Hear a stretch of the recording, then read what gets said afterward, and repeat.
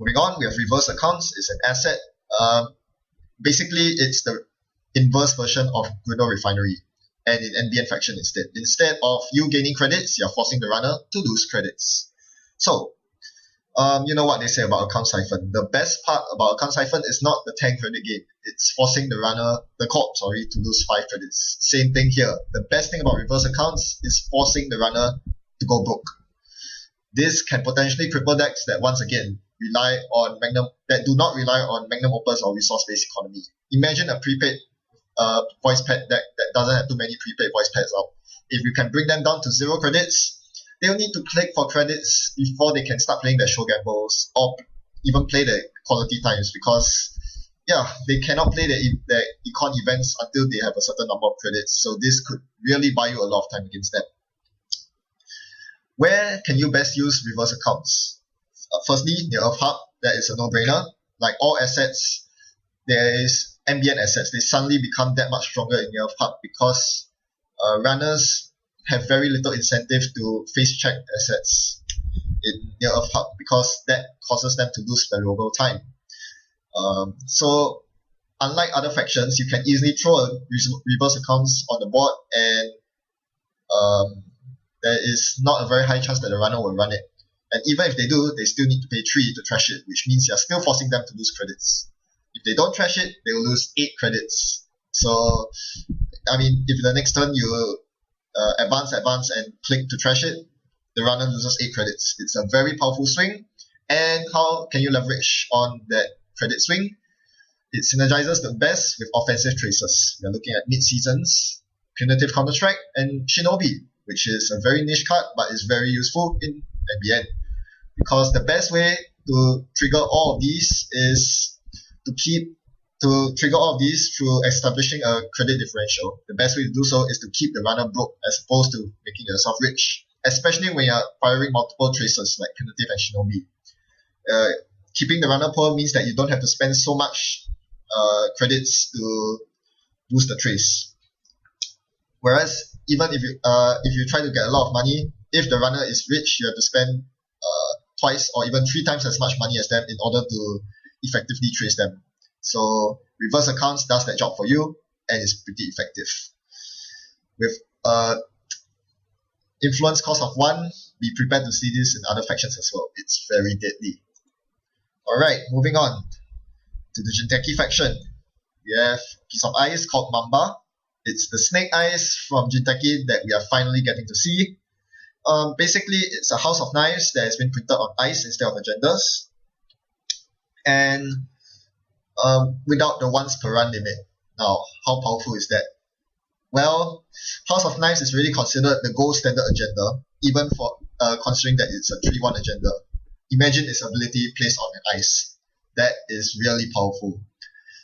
As I've mentioned numerous times, House of Knives is basically deal 1 brain damage, as long as you've stored it. Same thing here. Mamba is essentially reduces the runner's hand size by 1, because if they are unlucky enough to make a run without enough cards, you fire off Mamba and all your House of Knives. They hit a snare, they hit a Neuro Katana, that's it. Very powerful, huh?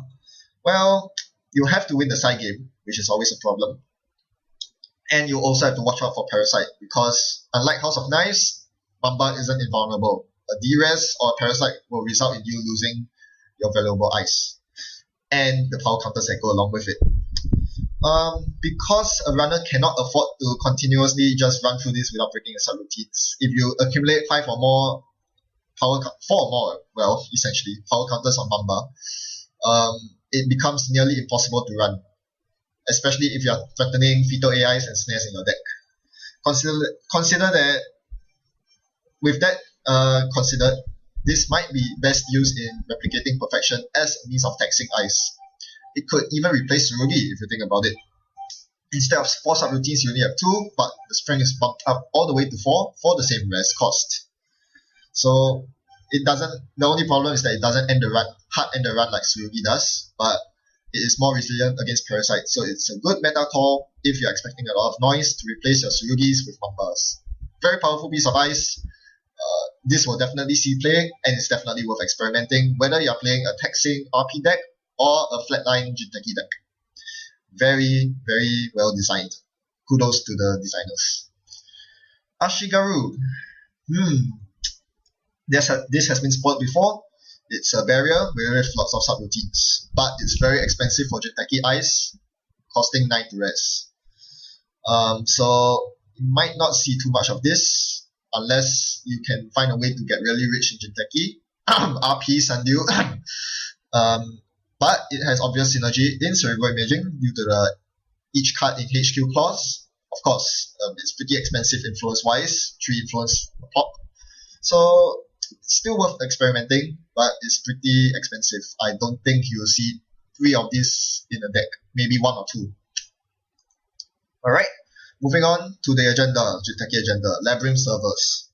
This is a 5-3 agenda that allows you to prevent a runner from jacking out. I'm not a fan of this card at all. For the simple reason that by the time you score this, they will have their breakers up to break through all your net damage ice. So the only threat that you can impose is a snare at most. If the snare is the worst thing that a runner can hit, well, Labyrinth Servers won't do much to force them to access the snare or whatever it is.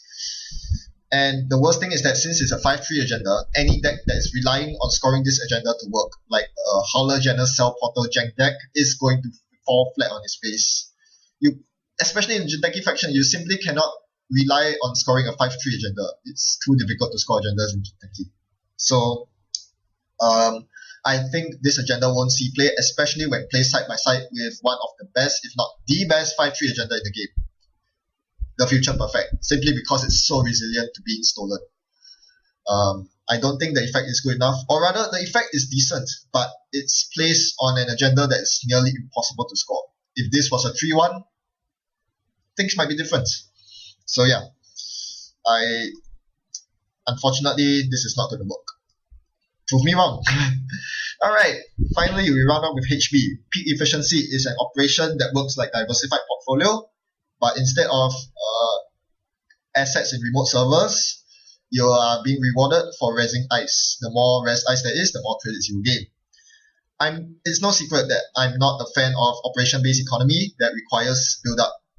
Like Diversified Portfolio, you need to install lots of remote servers before you can even think of playing Diversified Portfolio, which is a bad thing. Because when do you need burst economy, operation economy?